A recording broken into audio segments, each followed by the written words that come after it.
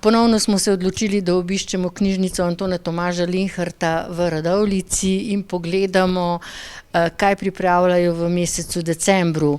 V drugem nadstropju vaše knjižnice, Božena Kolman Finžgar, direktorica knjižnice, imate potujočo razstavo o 25-letnici hospica. Najprej pa lepo pozdravljena. Dober dan in lep pozdrav.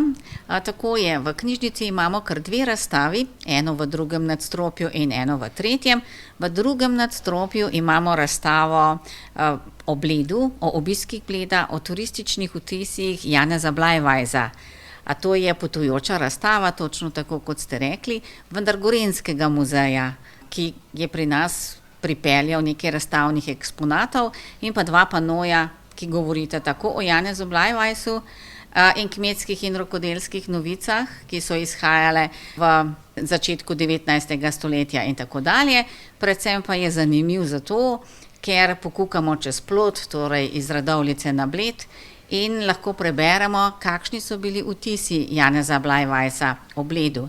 Naj povem dve zanimivosti. Pisal je članke in v enem od člankov, pravzaprav večkrat, je omenil, da so cene na Bledu zasoljene, razen v enem od gostišču na Mlinem pri gostilničarki Prehtranki, tam so pa v redu cene, kvaliteta primerna in skratka točno tako, kot mora biti. Drugi članek je pa recimo pisal o cesti, ki vodi na Bled. Skratka, ni dobra, ni primerna, je slaba, zakaj vendar že nas gradijo nove in primerne.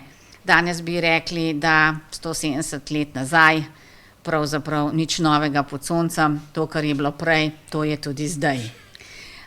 Toplo vabljeni, da si te drobce iz zgodovine pridete pogledati in preberete sami. Vabljeni pa seveda tudi v tretje nadstropje, kjer pa gostimo razstavo Hospic, in sicer ob 25-letnici so postavili to razstavo, zdaj pa gostuje po različnih krajih Slovenije. Mi smo počaščeni, da je prišla k nam in prikazuje pravzaprav usposabljanje prostovoljcev, ki na to stojijo ob strani svojcem ob težkih trenutkih odhajanja, umiranja njihovih dragih. In koliko časa bodo te razstave še na ogled? Obe razstavi bosta na ogled vse do konca decembra. Hvala lepa. Hvala tudi vam in seveda vabljeni v knjižnico.